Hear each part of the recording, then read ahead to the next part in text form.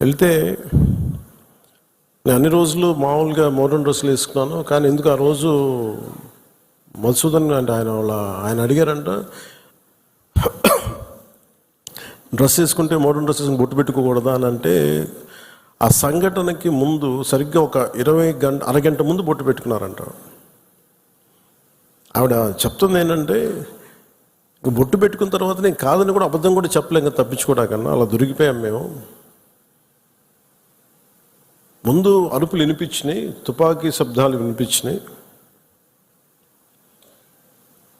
కింద పడుకున్నాం. నా చేయి కూడా పట్టుకున్నాడు. పిల్లలు కొంచెం దూరంగా ఉన్నారు.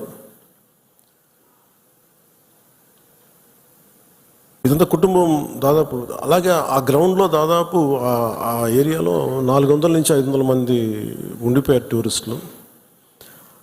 మధుసూదన్ గారు ఆయన సతీమణి చేయనే పట్టుకొని, ఏమవుతుంది మనకేమవుతుంది, నువ్వు చూడకంటే ఆ బూట్లు చప్పుళ్ళు చాలా తాయితీగా వచ్చి, అంటే ఎందుకు మాట్లాడుతున్నానంటే ఎంత కోల్డ్ బ్లడెడ్తో చంపారంటే మనం ఊహించుకోలేము. అంటే షికారుకు వచ్చినట్టుగా వచ్చి వేటాడి వెళ్ళిపోయారు మనుషుల్ని.